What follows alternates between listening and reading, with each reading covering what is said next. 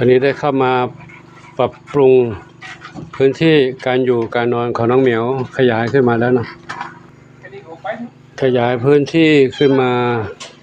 ปูจากขยายจากเดิมมาเป็น3 แผ่นแต่เดิมแค่แผ่นเดียวแค่ไปเนาะ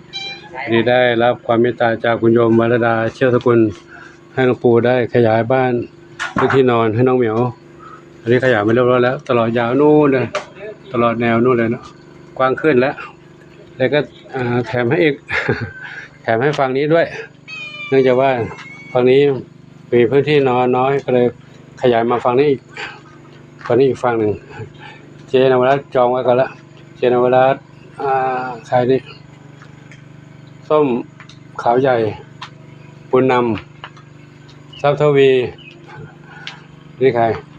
ส้มอ่อนขยายมาชอบนอนตรงนี้นอนตรงนี้เนาะ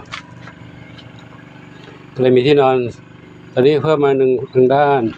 นี่ที่เดิมที่นอนเดิมข้างบนนี้ขยายขึ้นมาอีก3กว้างขึ้นมาเป็น3 แผ่น ก็สามารถนอนได้กว้างขวางขึ้นเนาะส่วนน้องเหมียวที่อยู่ตรงนี้สมัยตอนกองนี้เขาอยู่ตรงนี้เขาโดนแพนด้าหวดควนตลอดก็เลยให้เขาออกไปอยู่ข้างนอกแล้วปกติเขาจะอยู่คู่กับเจวิเชียรมาศเขาออกไปนอนข้างนอกแล้วเลยน้องส้ม น้องเป็นนะสีหน้าส้มเข้าไปดูตำรวจตรวจตาวิใครควันปู เล่นดีอารมณ์ดีแล้วนี่แพนด้าเทาขาวใหญ่เด็กมีความสุขดีด้วยความเมตตาของ FC ทุกท่านเนาะที่มีความเมตตาได้ช่วยเหลือน้องเหมียวถึงการเป็นอยู่อาหารการกินที่อยู่อาศัยความยารักษาโรคขออนุโมทนาสาธุกับทุกท่านนะที่ได้รับช่วยเหลือดูแลน้องเหมียวจนได้ที่อยู่อย่างปลอดภัยขออนุโมทนาสาธุบุญใดๆที่ทุกท่านปรารถนาขอจงสำเร็จสมปรารถนาทุกประการเธอ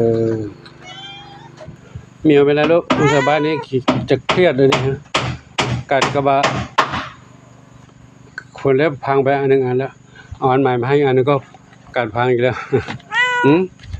เครียดเหรอมันเขี้ยวหรือว่าเป็นไงมันเขี้ยวมันเขี้ยวกัดใหญ่เลยกุกกัก